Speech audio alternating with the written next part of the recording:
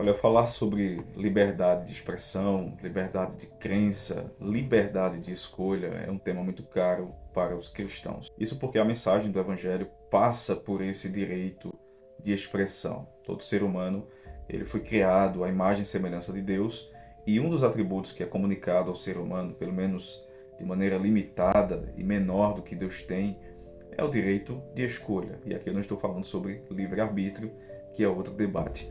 Todo ser humano ele tem o direito de se expressar, de falar das suas opiniões, de divergir. Ele tem direito ao contraditório. Inclusive, essa é uma base do direito.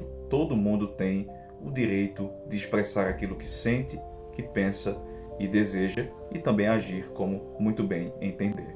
Se as suas atitudes forem erradas, ele sofrerá as penas das suas atitudes. Se forem corretas, receberá as recompensas das suas atitudes. O ponto é, todo mundo é livre para pensar, agir e se expressar. Nós temos um fenômeno muito grave acontecendo no Brasil, que é a censura do bem. A censura do bem, ela se vale de um princípio altamente equivocado, de que as pessoas devem ser tolhidas dos seus direitos de pensar, de agir e de divergir para que não aconteça um mal maior na sociedade. Vamos pegar aqui um exemplo bem clássico que eu gosto de utilizar para falar sobre isso. Possuir um carro é algo lícito, mas as pessoas podem fazer bom uso ou mau uso desse veículo. Algumas pessoas usam um veículo de transporte para cometer um assalto ou para infringir as leis de trânsito, colocando em risco a vida de outros e até cometendo crimes no trânsito. Outras pessoas usam o mesmo transporte para socorrer pessoas acidentadas, como é o caso das ambulâncias. Mas em ambos os casos, ninguém pode ser tolhido do direito de possuir um carro. Eles vão pagar pelos crimes que cometerem e receberem as recompensas pelas benesses que vão fazer com aquele veículo. Porém, os dois têm o direito de possuir um carro. Porém, o que acontece no Brasil hoje é um fenômeno muito estranho. Trazendo o exemplo do carro, as pessoas deveriam ser impedidas de possuírem um veículo porque são potenciais cometedoras de infrações ou de crimes. Isso é um absurdo. As pessoas devem pagar pelos seus crimes e serem responsabilizadas pelos seus atos quando esses atos forem cometidos, e não devem ser tolhidos da sua liberdade para que não cometam isso. Essa censura tem um braço político muito forte em nosso país e ela vem com um único objetivo: calar o divergente, apagar da história o pensamento que vai de encontro com a ditadura que está querendo ser imposta em nosso país. E é por isso que você vê perseguição política, perseguição ideológica, perseguição religiosa. Se nós cristãos aceitarmos isso, não vai demorar muito para que o Brasil se transforme em uma China da vida.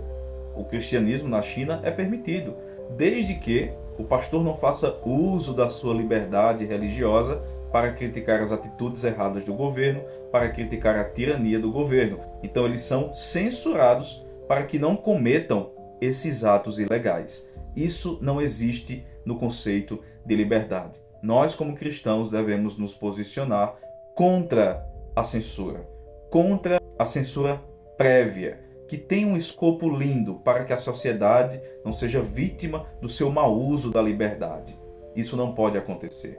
As pessoas devem ser punidas depois que cometerem as suas infrações. E por que isso é caro para os cristãos? Porque daqui a pouco vai ter um agente do Estado na porta da sua igreja, pastor, pedindo para ver o seu sermão antes dele ser pregado, porque se ele vai contra o pensamento do Estado, você está sendo um infrator e deve ser calado. Nós devemos ter a nossa liberdade assegurada e devemos lutar por isso, porque faz parte do ser humano se expressar.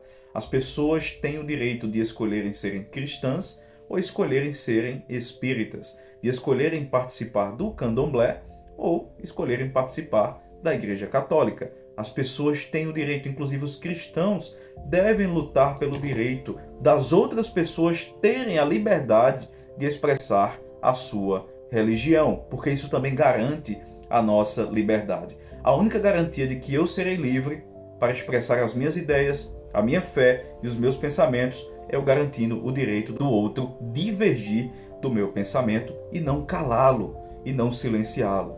É assim que deve ser também o debate público. As pessoas têm que ter o direito de discordar do governo, de criticar o governo, nós não temos o direito de ofender, de maltratar e nem de machucar ninguém, mas temos o direito de discordar de determinadas práticas, principalmente quando isso defende a nossa fé. Isso é liberdade. Os cristãos não podem aceitar a censura, mas infelizmente o que nós vemos no Brasil é um caminho muito árduo a ser traçado e nós vamos ter que atravessar esse Jordão clamando por Deus. Então defenda a liberdade, faz parte da natureza humana que foi criada por Deus e você deve defender inclusive o direito do outro pensar diferente e discordar das suas opiniões. Caso contrário, isso não é liberdade, é censura prévia ou tirania. Pense nisso.